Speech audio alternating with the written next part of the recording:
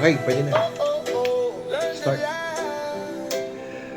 Buenos dias, buenos tardes, mga amigos, mga amigas, sa aking mga kompanyeros, kompanyeras, mga kayubi sa Usapang Batas. Magandang araw po sa inyong lahat. Naririto na naman po ang inyong lingkod, Atty. Rene Bueno, upang magbigay ng mga legal na paliwanag sa nangyayari sa ating pamahalaan. At una-una dito ay ipapaliwanag natin ngayon, ihimayin natin ang mainit na balita tungkol sa nakatakdang mini trial or hearing sa House Committee on Justice sa darating na Marso 25 ng taong kasalukuyan. Alam niyo po, sinasabi kasi ng kampo ni Vice President Sara Duterte na sila po ay hindi talaga dadalo dyan sa mini trial sa House of Representatives. Pero ayon po dito kay Chairperson Congresswoman Jervil Luistro, ito pong pag-absent na ito ni Vice President ay magpapabilis lang sa pag-akyat ng kaso sa Senado. Bakit? At ano ang malalim na legal na dahilan sa likuran nito? So yan po ang ating hihimayin ngayon. Ano ang dahilan ng Vice Presidente? Bakit tayo pumunta at umattend dyan sa pagdinig sa House of Representatives? At ano naman ang magiging legal effect nito sa kanya in case hindi nga siya umattend? Okay? So sa ilalim po ng ating rules on impeachment, dyan sa mababang kapulungan sa House Committee on Justice, sila po dyan ay nagsisilbing parang isang prosecutor, parang fiscal sila dyan eh. Sila po ay naghahanap lang sila dyan ng probable cause. No? Ibig sabihin, sapat ba yung ebidensya para sampahan ng kaso sa Senado itong ating Vice Presidente na si Sara Duterte? Ano mangyayari nito pag ganitong hindi nga atin, hindi magsusumite ng ebidensya ng mga testigo? Paano yan? Diba? Ang pagdalo po sa isang hearing or mini trial katulad nito ay isa pong karapatan yan, hindi obligasyon. Pero kapag binigyan ka ng pagkakataon at hindi ka sumipot, ituturing yan na isang waiver. Okay? Dahil hindi ka umattend, wala kang depensa na haharang o sasagot sa lahat ng paratang at ebidensya ng mga nagre-reklamo, no, laban sa iyo. Yung mga reklamo na yan, yung mga allegation na yan ay mananatiling unrebutted o walang kumukontra. Di ba parang disadvantage on the part of the Vice President kung hindi siya aaten. So dahil dito, mas mabilis na makakapaglabas ng report ang Committee on Justice dahil wala silang ibang panig na pakikinggan. Okay? So parang sa ano din yan, sa fiscal level, no, babase na lang yan doon sa mga isinabit na reklamo, ebidensya, testigo. At magre-render ng decision yan on that basis. So lugi si Vice President dito. Di ba? Pero bakit kaya pipiliin ng Vice Presidente na hindi na lang siya sumipot dyan sa pagdinig sa House of Representatives? Alam nyo po, hindi lang yan simpleng pag-iwas. Ito ay isang predetermined na legal na hakbang. May ibang plano yan. Di ba? Excuse me. Alam niyo po, madalas kong banggitin to sa Usapang Batas, no? May balak yan na questionin ang jurisdiction ng House of Representatives. Ang kampo po ng Vice President ay maaaring maghain ng petition for certiorari sa Supreme Court. Sasabihin nila na itong House of Representatives ay walang jurisdiction o karapatang ituloy ang hearing.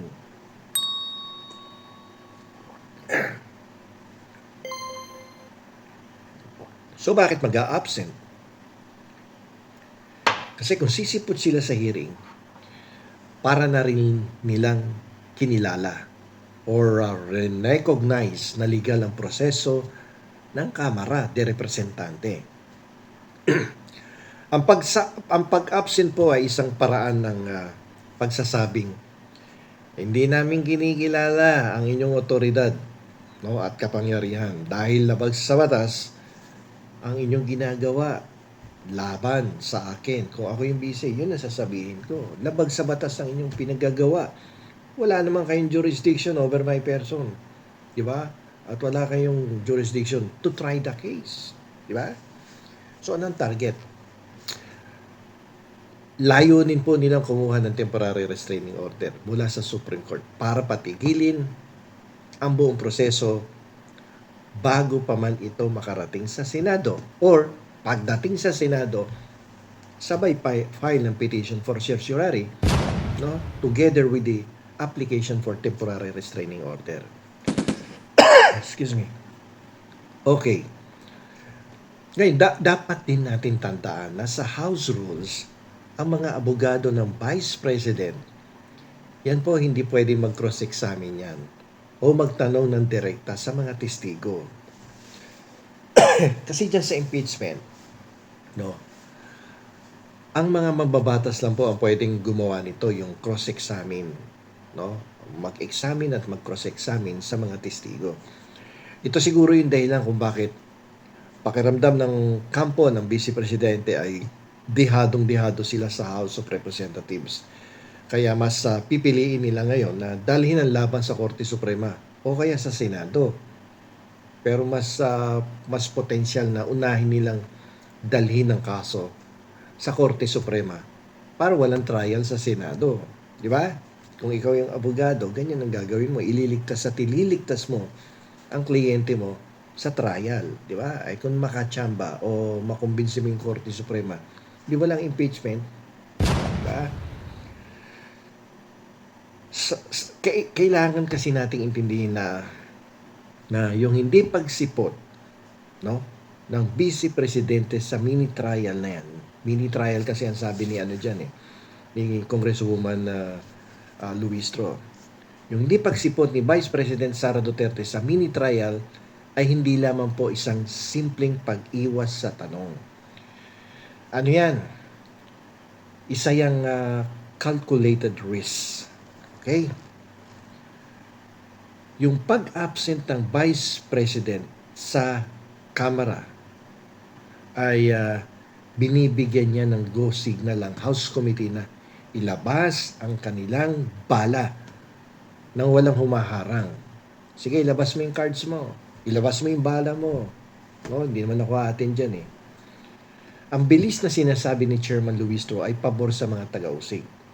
Pero pabor din yan sa Vice Presidente dahil mas madali niyang mapapatunayan sa Korte Suprema na minadali at pinagkaisahan ang proseso ng walang due process. Narinig na natin yan noong isang taon. No? Yung una sila nag-file ng petition sa Korte Suprema upang ideklara na unconstitutional yung unang impeachment complaint laban sa vice. Okay. Pangalawa, ito ay laban para sa rule of law. Okay? Yung paghain ng petition for certiorari ay kanyang huling depensa. Last card ni BP Sara yan. Ito yung magsisilbing preno sa isang mabilis na tren. Puha nyo? Kung makakuha siya ng TRO, mapapatunayan niya na ang batas at ang saligang batas, no, ay mas mataas kaysa sa numero ng mga politiko doon sa Kongreso. So, pag nakuha niya, na-convince ng Supreme Court, di tapos ang laban, unconstitutional na naman, or kaya grave abuse of discretion, amounting to lack of jurisdiction na naman. So, happy-happy na naman siya. Okay. So, ang impeachment na to ay hindi lang tungkol sa isang tao. Ito po ay isang constitutional crisis sa harap ng ating mga mata. Kapag yung pangalawang pinakamataas na opisyal ng bansa ay tumangging kilalanin ng proseso ng Kongreso at dinala ang laban sa Supreme Court, sinusubok po nito ang tatag ng ating demokrasya. Okay? So, ang tanong ngayon, ito ang tanong. Iinom muna ako ng kape. So, ito po ang tanong. Sa sitwasyon na to, sino ang mananaig? Ang bilis ng Kongreso na mag-impeach o ang kapangyarihan ng Korte Suprema na magpaliwanag ng batas? Yung pananahimik ni Vice President Sara Duterte na yan, no? Yung kanyang hindi pagkibo sa darating na March 25 ay yan po ay hindi tanda ng pagsuko. Ito ay katahimikan bago ang bagyo ng isang malaking legal na bakbakan na magdedetermina kung paano natin uunawain ang hustisya sa ating bansa. So, yan po ang ating paliwanag ngayon tungkol dyan sa planong pag-absent ng Vice Presidente sa nalalapit na pagdinig or mini trial sa Committee on Justice sa House of Representatives. So, isa pa, ito, isang personal na opinion pa to. Kaya din hindi aating niya siguro nararamdaman nila na napakalakas na mga ebidensya at aligasyon na nakasulat dun sa reklamo. Mahirap banggain yung mga testimonya, affidavit ni Ramil Madriaga na dati niyang allegedly ay kasamahan, no? At mabibigat ang mga paratang dito. At marami pang ebidensya na naipakita doon sa reklamo sa impeachment complaint. So, ang diskarte tuloy, nabanggit ko na nga kanina, ay hindi para humarap sa impeachment trial, kundi harangin ito at maghanap ng technical na butas upang hindi muling matuloy ang impeachment trial sa Senado. So, kung panigan man sila ng Korte Suprema katulad ng isang taon, ay may posibilidad nga, no? Kung papanigan sila na hindi na matuloy muli itong impeachment trial.